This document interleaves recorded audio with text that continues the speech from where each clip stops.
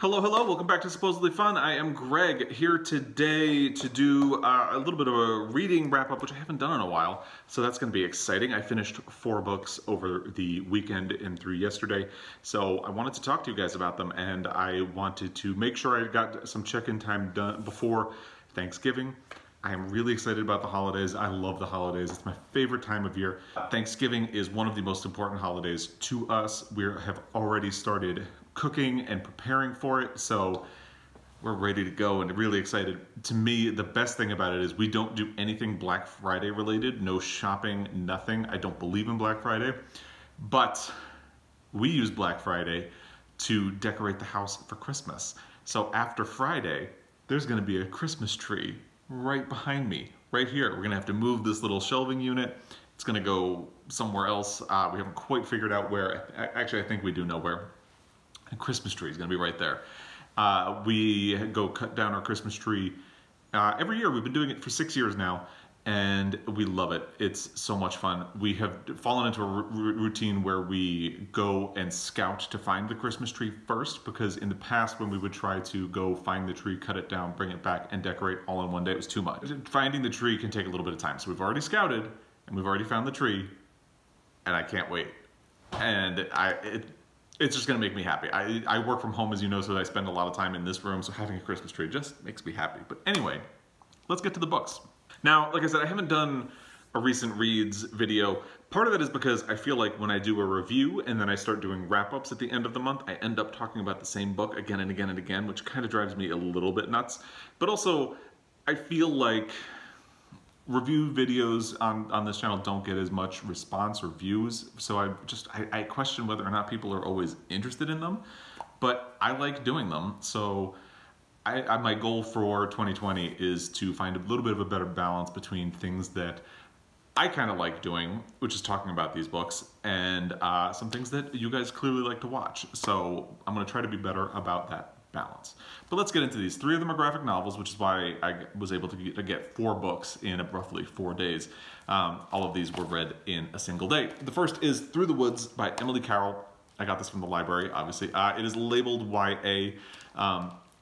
It's great for adults, though. I did really like this. It's basically 5 chilling stories, and they're good. The illustrations are really good. My complaint about them is that I never really got lost. I never really got transported by them, and I was never really scared. Part of that is because they are very brief. I just never really got lost. I enjoyed it. I recommend it. I gave it 4 stars on Goodreads, I believe, but I just didn't have that really compelling connection to it that I had kind of wanted. The illustrations are wonderful. Emily Carroll does a great job portraying cold in particular. A lot of the characters, like it's wintertime, a lot of characters get cold. Like, look at this. You can see on her cheeks and nose that it's kind of red and raw. There's a lot of really interesting play with color. People's fingers get red in the cold. It's just really well done. There are a lot of really good shading. Some of these I can't show you because they would be spoilers.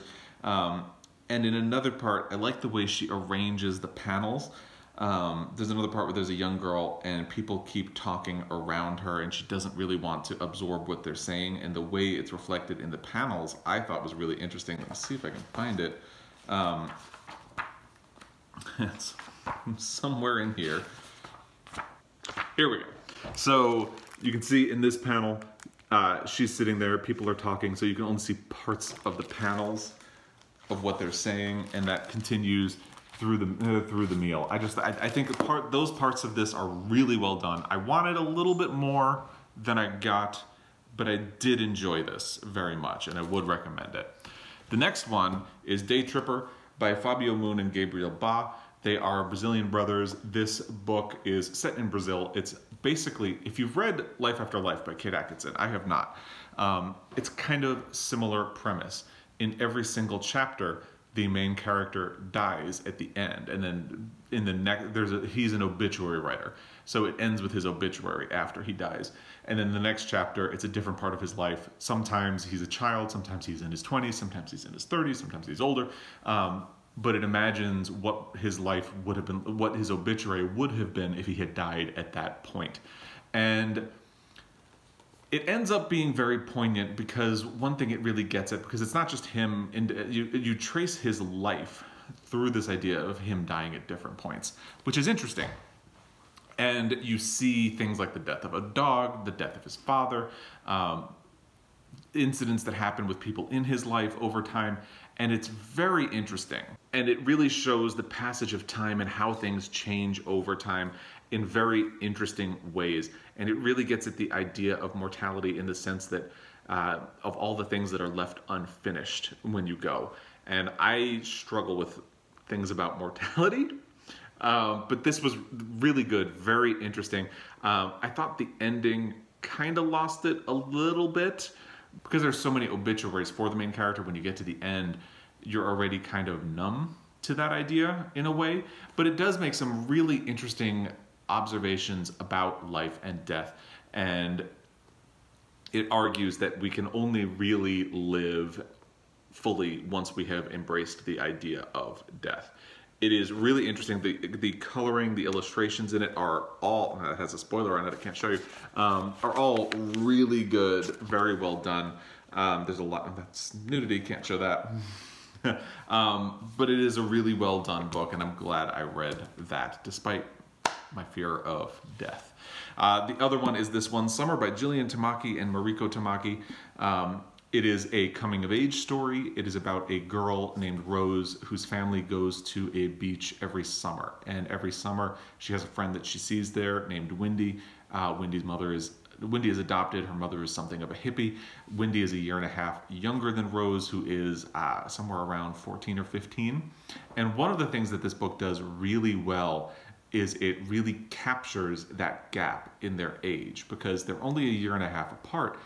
But at 13, 14, that gap can be huge at times. Wendy is a little more, she's not juvenile. I don't want to call her juvenile, but she likes to dig giant pits on the beach, in the sand. At one point, she suggests that they should build a fort like they did the previous summer, and Rose doesn't want to build a fort. So Wendy kind of passes it off like, oh yeah, that was just a joke. And so you can see the ways in which, just by virtue of their age, they are in very different places from where they have been in previous summers. And that is really well done. It is a coming-of-age story from beginning to end, really well done.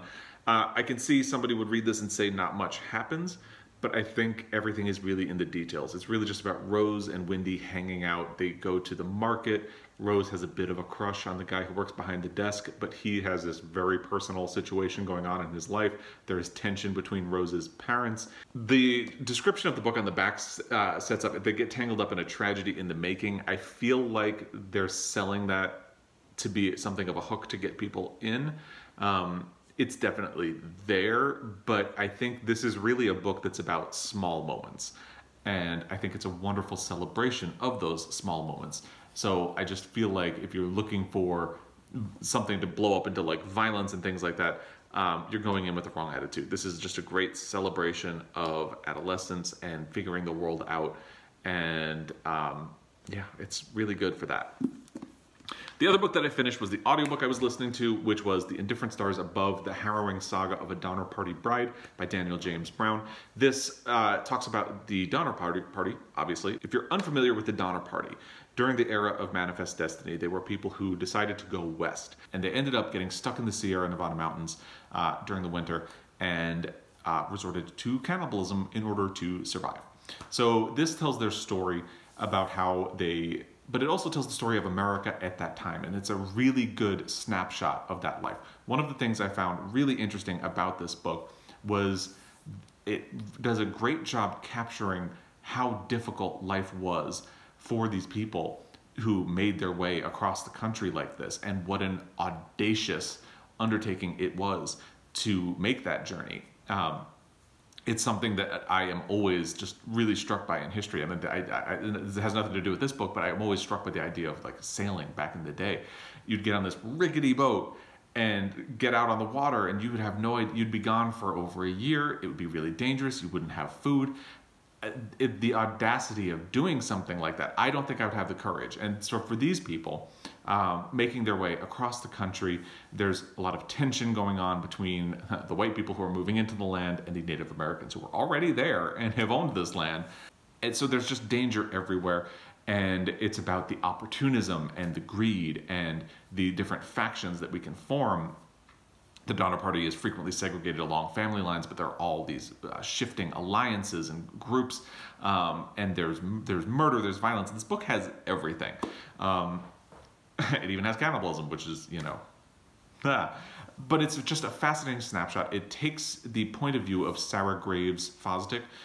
Sarah Graves almost doesn't go on the Donner Party voyage in the first place because she is looking to get married to a man named Jay Fosdick back where they originate. But Jay Fosdick decides to go on the Donner Party journey with her, so they end up on it together. She is a newlywed. They're supposed to be starting their life out, but instead they're going with this hope of starting their life together somewhere else with her family. And of course they get stuck. And it can be very uncomfortable to read during the parts where things go badly, because things go, and I'm not just talking about the cold and the starving. Things go badly a lot of different times because, you know, there are just a lot of things that can go wrong when you're traveling across the country. And one of the things that goes wrong for them is they decided to take this Hastings route, which was a new route. Hastings had only done it without wagons, and it was basically impassable with wagons, as they found out, because they ended up traveling so slowly that they ended up getting stuck in an early snowfall. And Daniel James Brown does a really great job. He looks at modern climate science to try to figure out if it was an unusual winter that year. It probably was. He does a great job of trying to decipher what these people would have been feeling. He gets into the science of what happens when your body starts to starve, what happens and what you might be feeling. And it's difficult to read, but it really does put you into the shoes of these people on the journey and helps you understand what they're going through. He goes into the science behind snow blindness and how it affected the people who are in the party. He goes into the science of what happens when your body gets really, really cold and what it does, and what you are capable of achieving at different levels of cold, so you can see how hard it was for them to keep going at so many different points. It's really fascinating. And in the end of the book, this is not a spoiler, it's history, so it can't be a spoiler. He actually travels to a bunch of different points in their journey and walks around. And one thing that he finds is the altitude really exhausts him very quickly. So the fact that these people were doing much harder work trying to get wagons and families and carrying children through, really, it gives him a new level of appreciation for it. And he goes on hikes through areas where they went through and tries to experience firsthand what it was like for them to be there. And it's just a fascinating book. I definitely recommend it. I think he can go on some tangents in parts. Some of the things he speculates or goes down don't 100% relate back, but to me, it's all fascinating. I would definitely recommend this book. Perfect for nonfiction November. And I'm glad I read it. I feel like not only do I have a much deeper understanding of the Donner Party, but I feel like I have a much better understanding of frontier life and what it was like for these people who crossed the country. And especially because it takes the perspective of Sarah, this woman, it gets away from her perspective a lot. She is the through line that the book follows, but it is not 100% her story, which is interesting that she's even in the title. She is the Donner Party bride. It gets at the idea of what life was like for them at that time period. It's just a really fascinating book. I'm very glad I read it, and I recommend it. So if you want to check it out, and if you have the stomach for it, absolutely take a look at it. So those are the things that I have read recently. I'm going to be coming back tomorrow. I'm going to have a book haul for the month of November, and then the day after that is Thanksgiving. Tomorrow the kid is off from school, so I'm gonna have to film around him. He'll probably be sleeping until afternoon anyway. And then I will not have anything on Thanksgiving. I will not have anything on Friday because I will be decorating, and you'll be able to see a Christmas tree right here. And so I probably won't see you again until next week after tomorrow. So if you want to take this opportunity, talk to me about your Thanksgiving plans and whether or not you're going to be decorating anytime soon. If you have any thoughts on these books, I would love to hear them. If you have recommendations based on these, I would love to hear those as well. And I will be coming back with a wrap-up probably next month because, you know, Thursday's Thanksgiving, Friday we're decorating, and there will be a tree right here after that's done. I can't wait. So anyway, as always, I really appreciate you taking the time to watch this. Again, feedback, always welcome. Drop those comments down below, and I will be back. Until then, happy reading.